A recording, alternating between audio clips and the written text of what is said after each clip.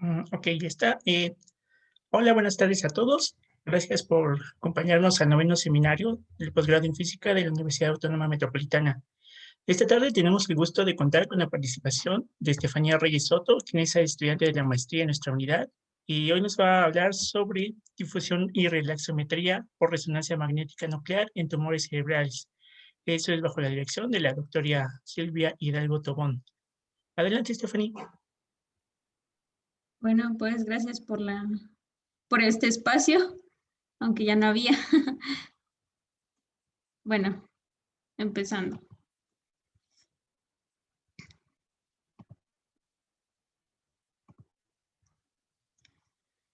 Bueno, como ya dijo el compañero, les voy a hablar un poco del tema de mi tesis, que es difusión y relaxometría por resonancia magnética nuclear en tumores cerebrales. Bueno, este trabajo va a ir con una motivación, una introducción, bases de la resonancia magnética, los principios de la técnica de difusión, los principios de la técnica de Dixon. Les hablaré un poco de la hipótesis, objetivo general, metodología, resultados, discusión de resultados y las conclusiones. Bueno, para que todos estemos en sintonía, primero les voy a hablar qué es un tumor. Un tumor se desarrolla si se multiplican células normales o anormales cuando el cuerpo no las necesita, y es la tercera causa de muerte en México después de las enfermedades cardiovasculares y la diabetes. Su tasa de incidencia por cáncer en niños y adolescentes es de 2.000 vidas anuales y el 60% de los casos es detectado en etapas avanzadas, y la mayoría de estos tumores se pueden curar con tratamientos. Bueno, acá hay una imagen de un tumor y es una imagen tomada por resonancia magnética. Bueno, la resonancia magnética nuclear es una técnica de imágenes médicas que utilizan un campo magnético y ondas de radiofrecuencia generadas por una computadora. Esto es para crear imágenes detalladas de los órganos y los tejidos del cuerpo que se desean ver. Es decir, no es invasiva, no se emplea radiación ionizante. Y bueno, aquí tenemos una imagen de resonancia magnética y aquí tenemos imágenes en tiempo de cómo se van tomando estas imágenes.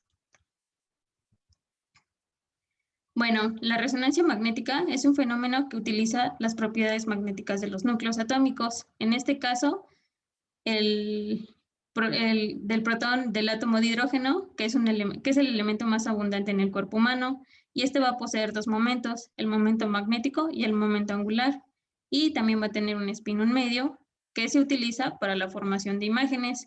Bueno, como les dije en la figura 3, tenemos un átomo de hidrógeno, el cual va a tener un momento magnético y un momento angular.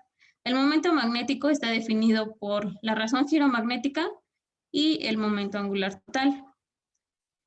Y estos dos, el momento magnético y el momento angular, son paralelos uno con el otro. Y en este trabajo se va a utilizar átomos de spin, un medio.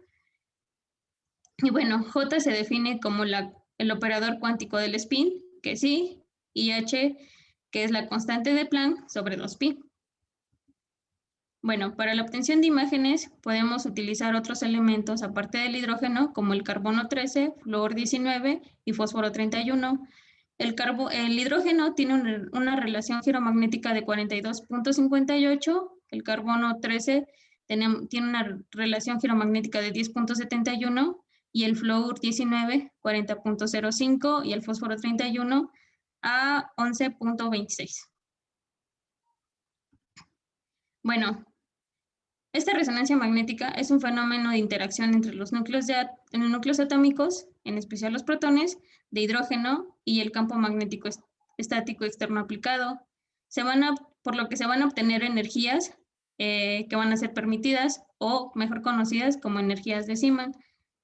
Esta energía va a estar dada por la razón giromagnética, el momento magnético cuántico y el campo magnético.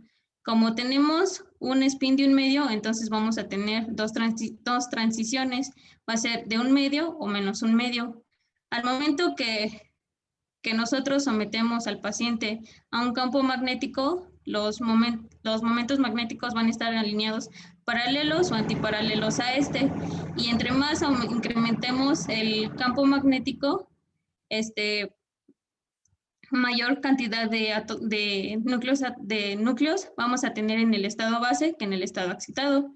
Y bueno, esta diferencia de energía va a estar definida como la razón giromagnética, H barra, que es la constante de Planck sobre 2pi, por la intensidad del campo magnético, donde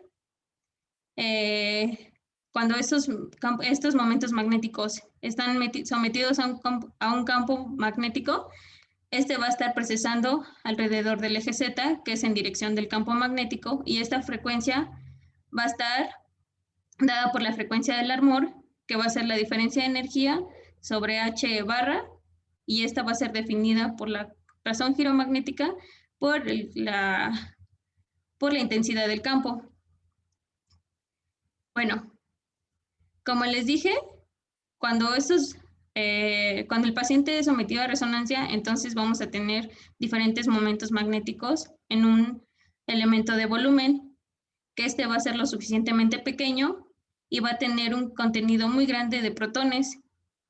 Entonces, en la figura 6 vamos a tener momentos magnéticos alineados a favor, en paralelo al campo magnético y antiparalelo.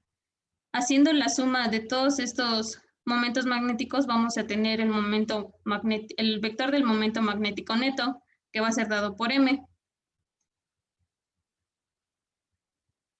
Y bueno, cuando nosotros mandamos un pulso de radiofrecuencia, estos momentos magnéticos van a empezar a precesar, es decir, va a haber una relajación transversal y una relajación longitudinal, que la vamos a describir por la ecuación 5, que va a ser la evolución en tiempo de lo que es la magnetización neta, que va a estar dada por la relajación longitudinal, dada la componente de la magnetización en Z, y la relajación transversal, dada la componente de magnetización transversal, y se puede dividir en sus tres componentes, en X, Y y Z.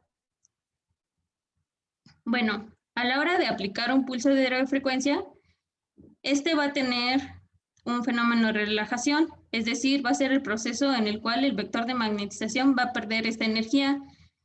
A medida que se produce esta relajación, el vector de magnetización neto volverá a realinearse con el campo magnético, es decir, va a regresar a su estado de equilibrio. Si yo le mando un pulso de radiofrecuencia, entonces va a comenzar a desfasarse, es decir, depende de los átomos o elementos que estén a su lado, va a tardar el tiempo en el que va a regresar a su estado de equilibrio. Bueno, la relajación longitudinal o relajación spin-red pasa cuando la relajación de los núcleos de hidrógeno se van liberando esta energía, y una vez finalizada la relajación del vector de magnetización, recuperará su estado de equilibrio, es decir, regresará a su valor inicial alineado con el campo magnético, y va a depender de las interacciones con su entorno, es decir, hay una mayor duración.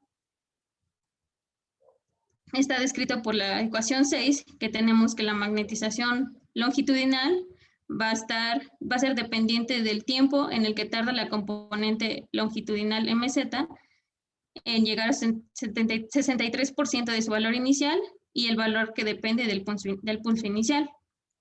Y bueno, aquí les muestro una imagen de cómo es una señal, cómo se detecta la señal mandando un pulso de radiofrecuencia, y desde que yo mando un pulso de radiofrecuencia hasta que yo tengo la señal a donde dice eco, vamos a tener un tiempo eco. Y esto es importante porque para esto podemos obtener una ponderación en T1, es decir, si reducimos este tiempo de repetición y el tiempo eco y el tiempo de repetición para los efectos de la relajación longitudinal, y vamos a tener que los efectos de densidad de spin, no pueden ser descuidados. Es decir, tenemos la ecuación 7, la solución de la ecuación de Bloch para comparación de el contraste de dos tejidos, A y B, con ρ, que va a ser para la densidad de spin, ρA para la densidad de spin de un tejido A, ρB para la densidad de spin de un tejido B, y los tiempos de repetición, los tiempos secos y los tiempos de relajación longitudinal los tiempos de relajación transversal en un campo inhomogéneo y bueno, poniendo como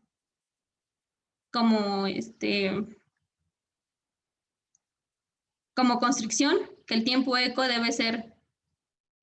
debe tender casi a 1 para que solamente tengamos la imagen en lo que es el tiempo de relajación en T1. Y bueno, cuando se acaba el pulso, para la relajación transversal, relajación spin-spin, cuando se acaba el pulso de excitación, los núcleos solo perciben el campo estético externo, sino también los campos locales asociados con las propiedades magnéticas de los núcleos vecinos, de forma que estos van a adquirir una frecuencia de precesión ligeramente diferente, lo cual va a provocar una caída de magnetización transversal, es decir, va a haber una interacción entre los protones. Cuando yo mando un pulso de radiofrecuencia, estos momentos magnéticos van a decaer y entonces va a provocar una caída de la magnetización transversal. Y esta va a ser descrita por la ecuación 10, que va a ser la magnetización transversal a un cierto tiempo y va a ser igual a la magnetización transversal al tiempo 0 por la exponencial de un cierto tiempo y por un T2, que el T2 es el tiempo en que tarda la componente transversal en decaer un 37% de su valor inicial, que es a donde se detecta la señal. Y bueno, dada la ecuación 10, se hace una contribución para la T1, o sea, para la relajación longitudinal, para que no se confunda el contraste. Y el tiempo de repetición se elige de tal manera que este tiempo de repetición tienda a 0, es decir, disminuimos el tiempo de repetición y aumentamos los tiempos ecos. Y esto puede producir cambios de un campo en un voxel, y estos producirán una pérdida de señal adicional cuando se utiliza una secuencia gradiente eco. Para en este caso, los contrastes del tejido A y del tejido B va a ser dado por la relajación longitudinal en un campo inhomogéneo y en un tejido A, y la relajación del tiempo transversal de un tejido B. Bueno, la densidad de protones es una combinación de un tiempo de repetición y un tiempo eco corto.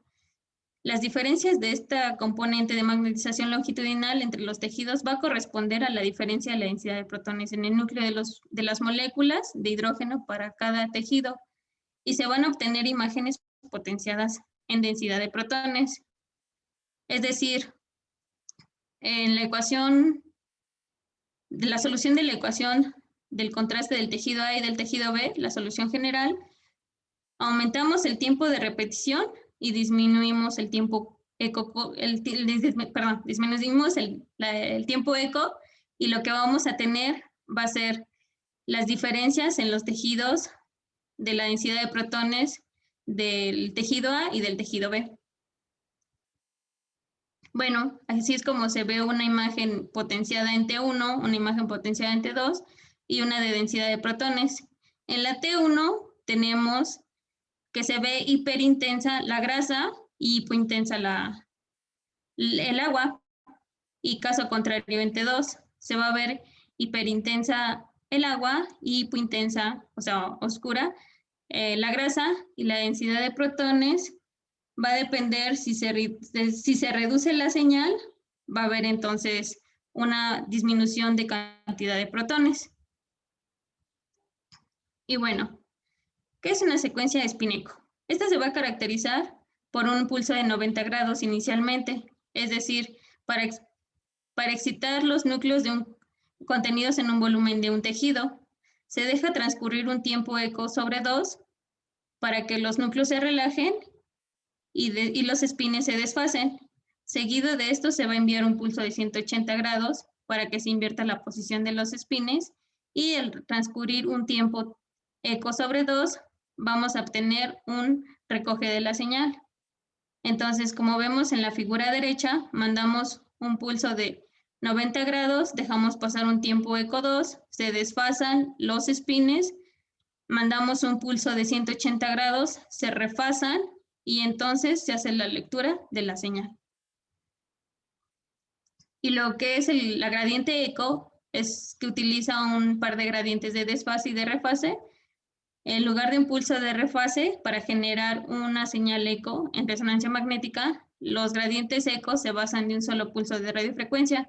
Generalmente se utiliza un pulso menor a 90 grados en combinación con la inversión del gradiente de lectura. Es decir, yo mando un pulso de menor de 90 grados y seguido mando un gradiente de desfase, como se ve en la mitad de la figura, un tiempo eco sobre 2, se hace un desfase, yo mando otro gradiente para refasarlos y después se obtiene la señal.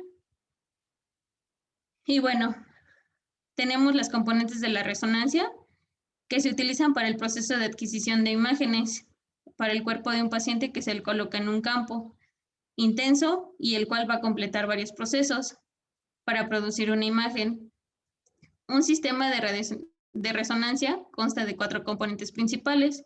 Un imán, que en este caso se utilizó un imán de 3 teslas, un sistema de gradientes en el cual se hace la selección del corte, la selección de fases y la selección de lectura.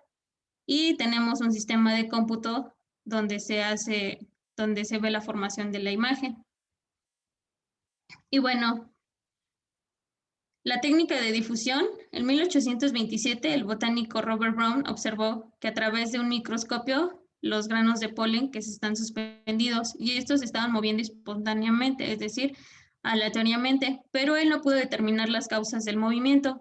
Y en 1905, Einstein, en su artículo de la teoría cinética molecular, describió el movimiento de las partículas suspendidas en un vaso de agua. A este se le conoció como movimiento browniano en un medio isotrópico. ¿Qué es lo que vio? Pues va a ser lo siguiente. Bueno, tenemos un vaso con agua caliente y un vaso con agua fría, al cual se le va a dejar caer una gota de tinta color azul.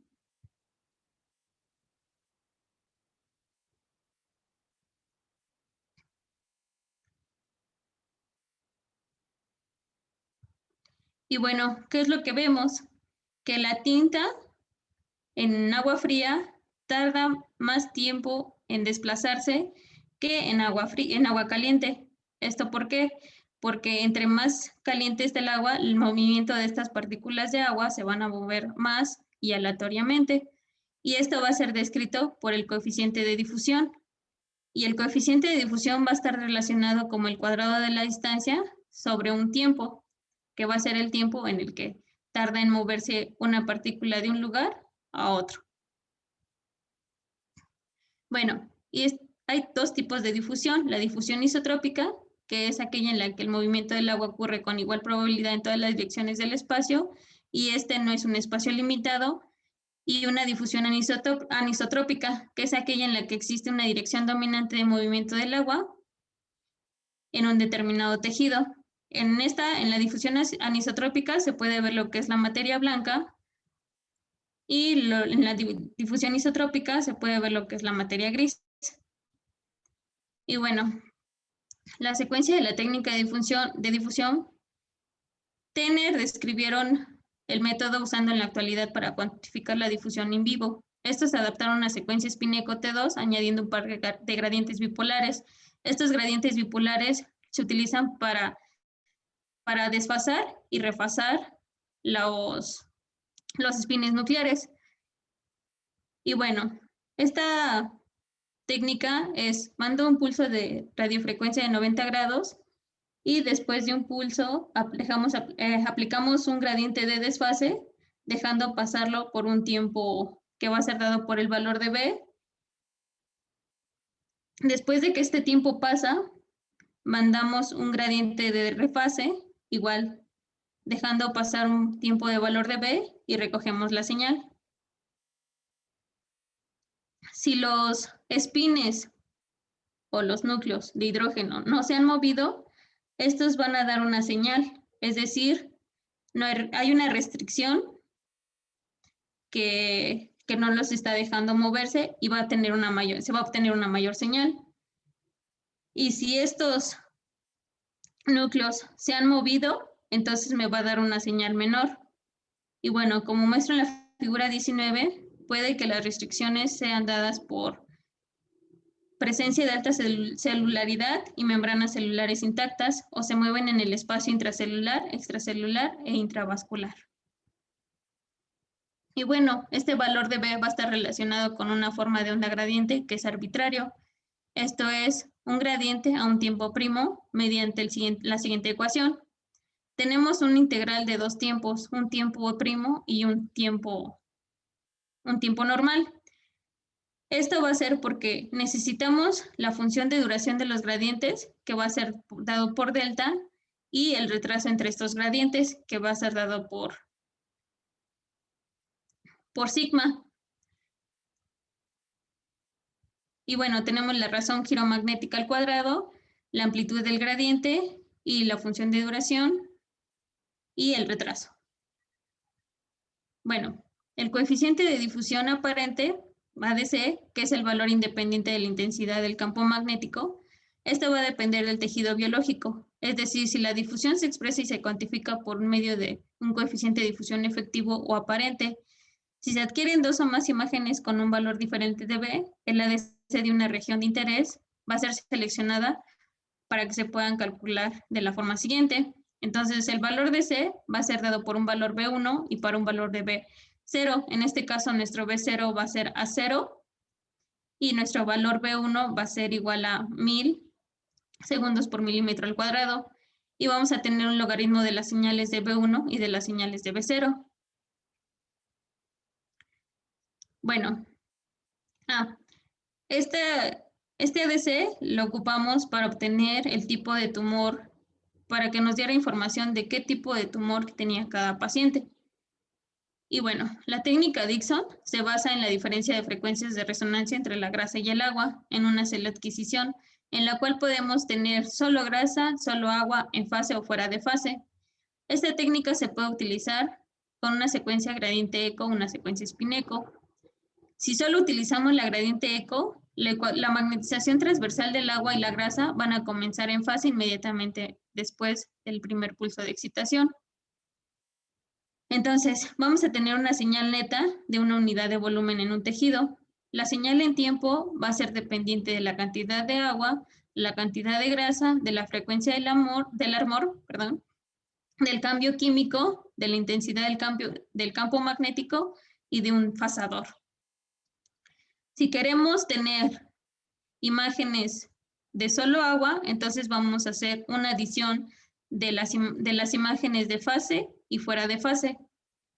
Y si queremos, vamos a hacer una suma. Si queremos hacer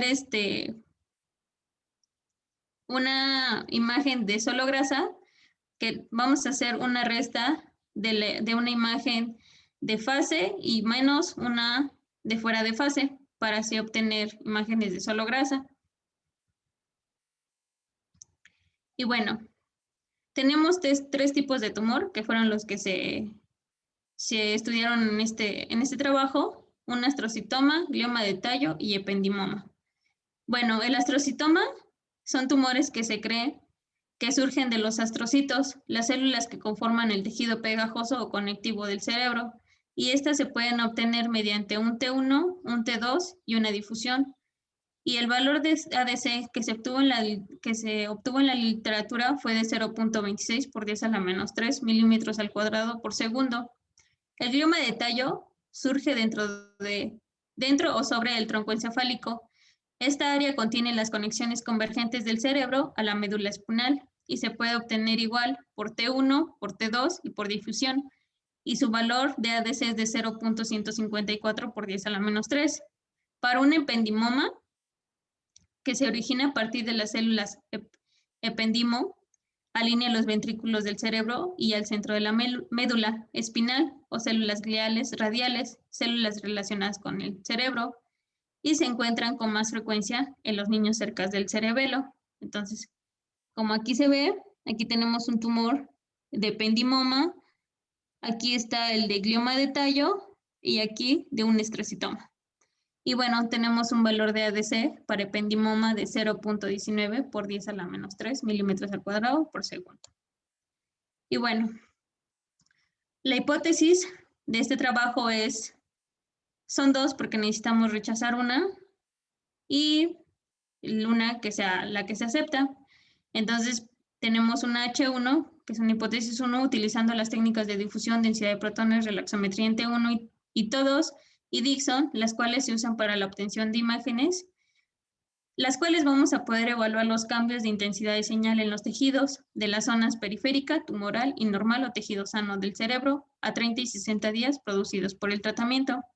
Y H0, utilizando las técnicas de difusión, densidad de protones, relaxometría en T1, relaxometría en T2 y Dickson, que se usan para la obtención de imágenes y no se pueden evaluar los cambios en la intensidad de señal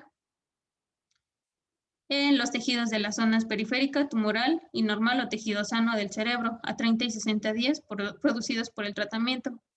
Como objetivo general tenemos analizar las imágenes con las técnicas densidad de protones, difusión, relaxometría en T1, tiempo de relajación longitudinal, relaxometría en T2, tiempo de relajación transversal y Dickson, los cuales nos llevará a obtener información detallada de cuál zona está siendo afectada después de cierto tratamiento. Entonces, todo el choro que me he echado de cada una de las técnicas es porque las vamos a utilizar para hacer una evaluación del paciente. Y bueno, la metodología es 8 pacientes pediátricos con tumor cerebral, niñas y niños de edad de 6 a 11 años, fueron clasificados por cada tipo de tumor. O sea, calculamos el ADC de cada uno de los pacientes y tuvimos 4 con astrocitoma, 2 con glioma de tallo y 2 con ependimoma. Estos fueron sometidos a un tratamiento y se les hizo una evaluación pre y post tratamiento. Esta evaluación se hizo aplicando las técnicas, como ya les había dicho, difusión, relaxometría en T1, relaxometría en T2, densidad de protones y Dickson. Todos los datos fueron recolectados en un escáner de 3 Teslas, como se ve en la imagen de la derecha. Y este protocolo cuenta con la aprobación de la Secretaría de Salud y Comité de Ética del Hospital Infantil de México, Federico Gómez. Bueno, ¿cuáles fueron nuestros resultados?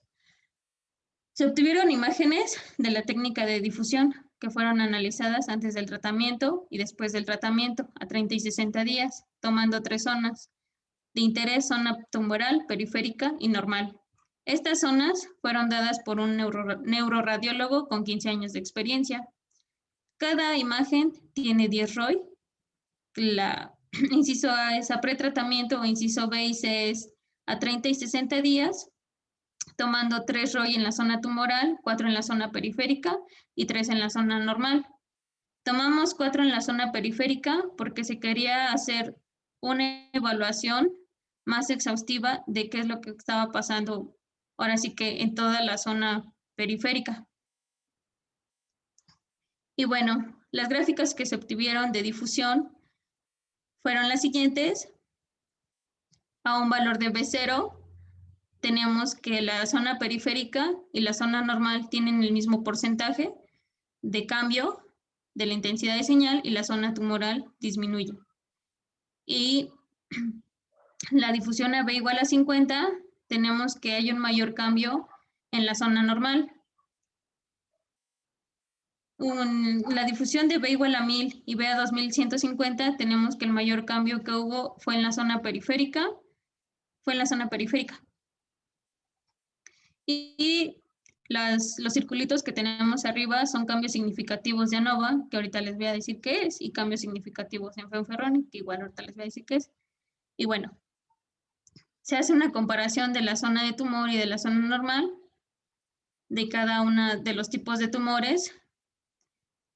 Y tenemos la gráfica de la zona de tumor de un astrocitoma, de la zona normal de astrocitoma, del tumor glioma de tallo, la zona normal del glioma de tallo y del tumor ependimoma, de la zona tumoral del ependimoma y la zona normal del ependimoma. Y bueno, se hace un cálculo de porcentaje de la densidad, de la intensidad de señal que se obtuvo en la densidad de protones y se ve que el cambio es en la zona periférica. Y para los ángulos, para la relajación en T1, variando los ángulos Variando los ángulos de esta de 5 a 5 grados y 26 grados, se ve que el mayor cambio está en la zona normal y hay cambios significativos en Bonferroni de la zona normal y en la zona periférica y en la zona tumoral, y hay cambios significativos en la estadística de ANOVA. Para los tiempos secos, para los tiempos secos de la relajación transversal, se ve que el mayor cambio en la zona normal y también hay cambios en la zona tumoral, dada por la estadística de Bonferroni. Y bueno, con Dixon tenemos que el mayor cambio es en la zona normal, pero al tiempo eco de 9.9 hay un mismo cambio de intensidad en la zona normal y en la zona periférica. Y bueno, se hizo un cálculo de los valores característicos de T1 y T2 para compararlos con la literatura, para saber si habíamos tenido los mismos valores o habían aumentado. Y entonces tenemos que estos valores son más pequeños a los que se tiene en la literatura. El T1 lo concluimos porque se supone que cuando se regresa a su 63%, se toma la señal a su 63%, pero en este caso, como vamos variando los ángulos, se tomó antes de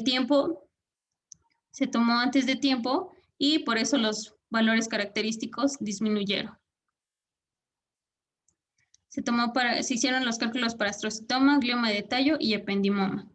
Bueno, como discusión de resultados, tenemos que estos resultados mostraron los cambios que hubo en cada una de las zonas propuestas y se analizarán los resultados estadísticos que arrojó cada una de ellas.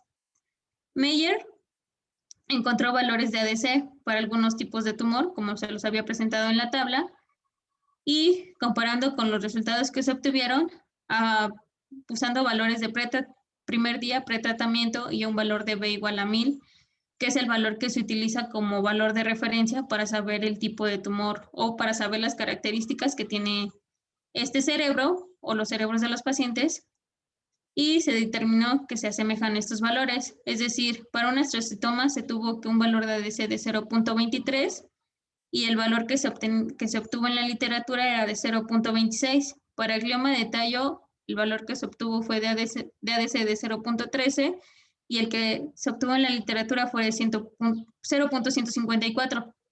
De ependimoma, un valor de ADC de 0.11, fue el que se obtuvo, y en la literatura era de 0.119. Entonces, por lo que se ve, estos valores son casi lo mismo. Y bueno, en las gráficas de la figura 28 a 33 se puede ver que hay cambios en la zona de tumor y en la zona normal, dado cada tipo de tumor, ya que estos valores de difusión varían dependiendo del tumor. Es decir, los valores de astrocitoma de difusión en la zona de tumor es mayor que en la zona normal, y los valores de difusión en la zona de tumor de ependimoma y glioma de tallo es menor que en la zona normal.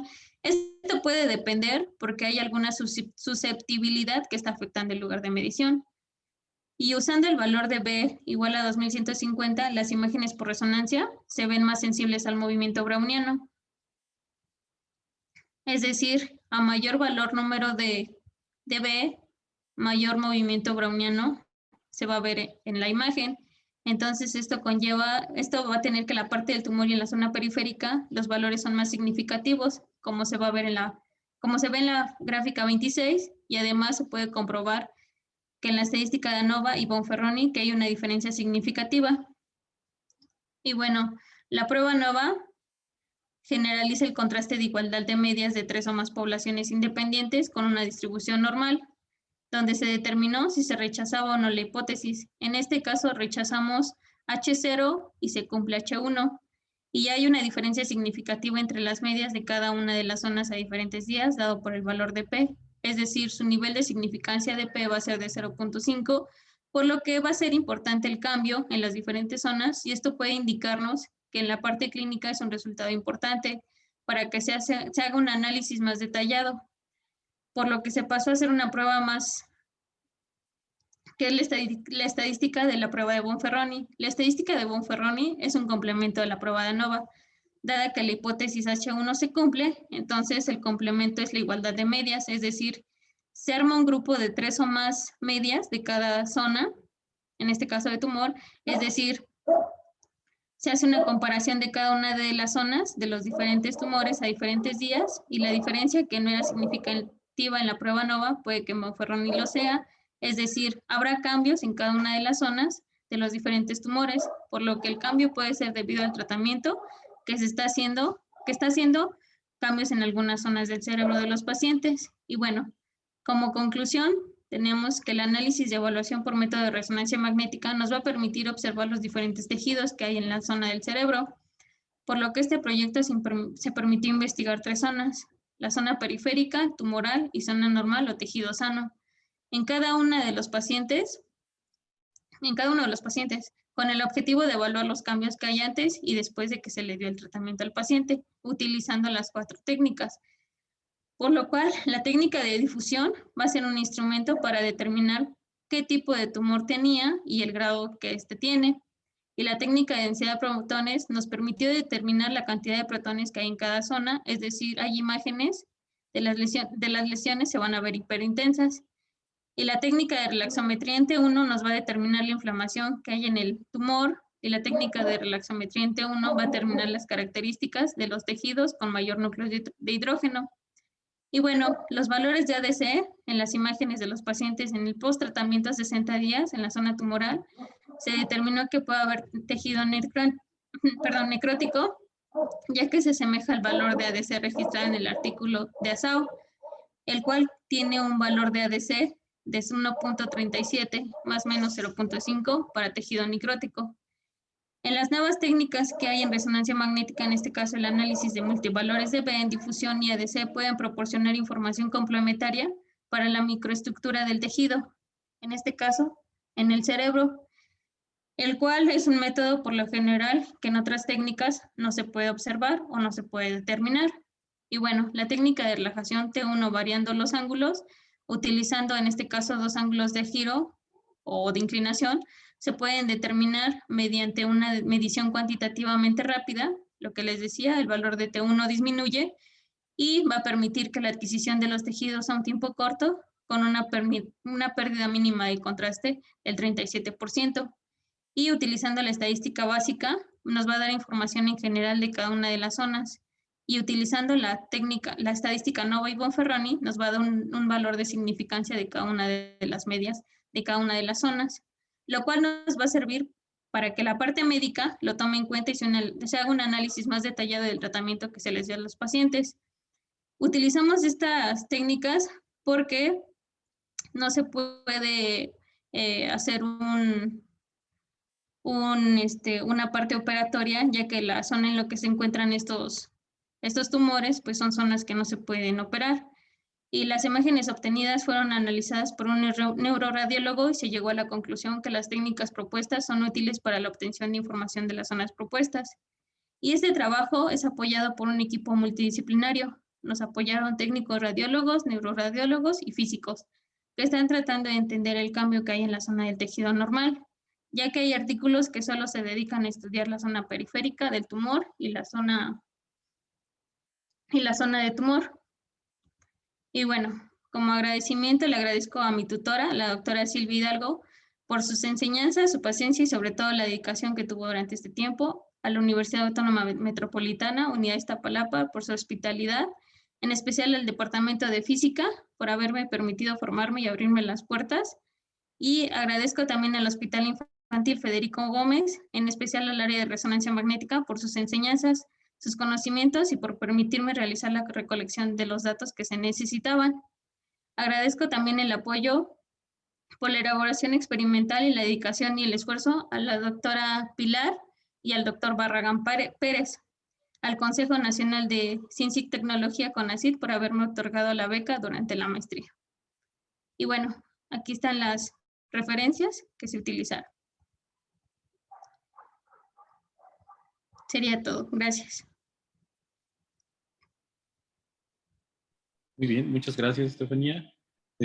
Si alguien tiene alguna pregunta, por favor la puede escribir en el chat, puede activar su micrófono, o también los que nos están viendo por Facebook pueden escribir ahí su pregunta y se la hacemos llegar a Estefanía para que nos pueda ayudar con ella.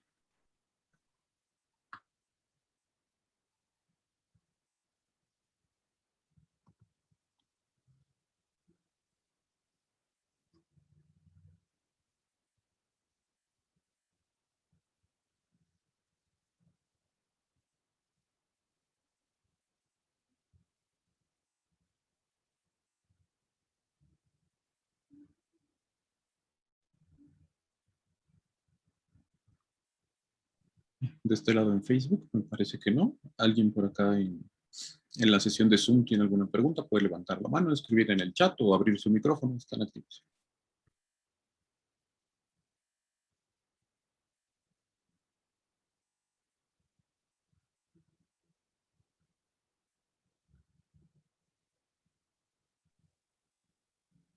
Parece que no.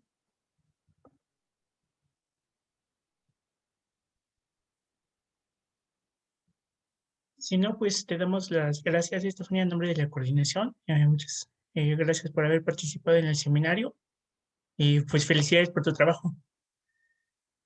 Me parece que Jimmy, ¿tienes por ahí una pregunta? Ah, sí, ya vi a Jimmy ahí levantando la mano. Adelante, Jimmy. ¿Qué onda? Yo tengo una pregunta, ¿por qué no usar o no mostrar en este caso los valores de FA? ¿Cuáles valores? Los valores de la anisotropía fraccional. Yo digo, ¿por qué no los muestras? Es que yo no utilicé. Eso también. Perdón, yo no utilicé anisotropía fraccional, yo solamente utilicé los valores de ADC porque la de anisotropía fraccional solo es para el tensor y yo no tengo valores para tensor. Ok. Digo, sí se puede hacer, ¿no? Pero sería ya como irme más para allá, para imágenes en 3D y ya no me quise meter tanto en ese rollo. Ok.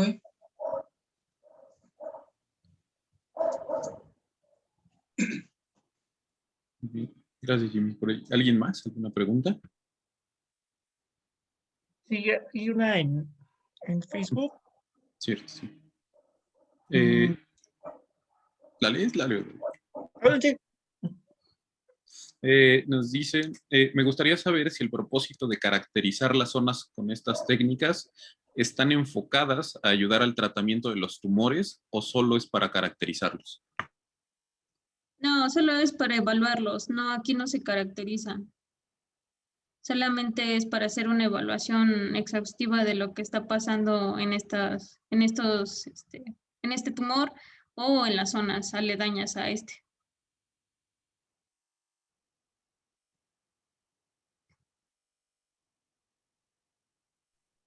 Sí, muchas gracias, Estefanía.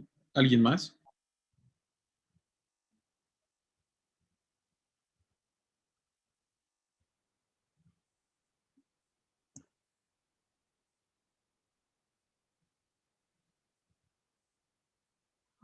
Ahora sí, parece que ya no.